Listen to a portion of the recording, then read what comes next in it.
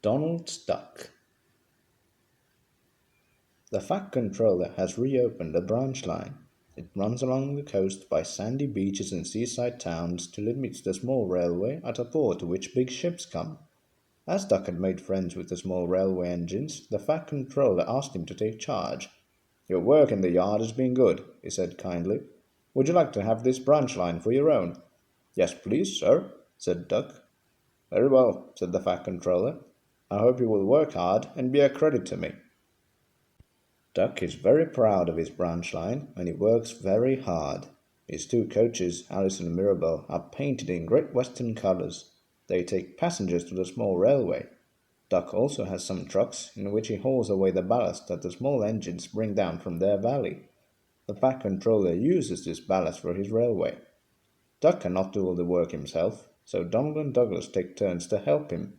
The Fat Controller has built them a shed at the station by the small railway.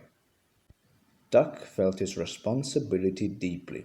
He talked endlessly about it. "You don't understand, Donald, how much the Fat Controller relies on me." "Okay," muttered Donald sleepily. "I'm Great Western, and quack, quack, quack." "What? You heard? Quack, quack you go, saying you'd done egg laid. Now hush and let an engine sleep." "Quack yourself," said Duck indignantly. He stayed awake, wondering how to pay Donald out. At last he said to himself sleepily, "I'll ask Driver in the morning." "He says I quack as if I'd laid an egg. Let's pay him out." "Quack do you?" his fireman pondered. "I know," he said, and whispered. Duck giggled, and his driver slapped his leg in delight. "Just right," he said. It dearly loved a joke. That night, when Donald was asleep, they popped something into his water tank. "We've done it," they whispered to Duck. "They won't hurt her, will they?" asked Duck anxiously. "Bless you, no. They're both kind men. She'll come to no harm." A duckling popped out of Donald's tank at the first water stop. Both driver and fireman goggled with surprise, but Donald laughed. "Now do it at who's behind this," he said, and told them what had happened in the shed. The duckling was tame. She shared the driver's and fireman's sandwiches and rode in the tender, quacking at intervals. The other engines enjoyed teasing Donald about her. Presently, however, she hopped off at a station, and as they couldn't wait to catch her, there she stayed. But before they reached home, Donald and his driver and fireman consulted together and made a plan. That night, Donald's driver and fireman got busy.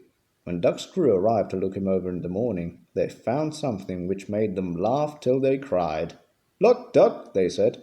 "Look what was under your bunker, a nest box with an egg in it." Duck peered at it unbelievingly. Donald opened a sleepy eye.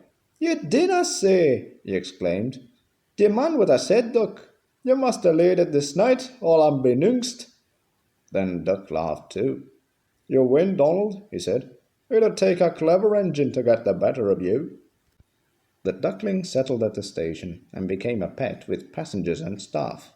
She carefully inspects all parcels and luggage and sees that the porters stow them properly in the vans.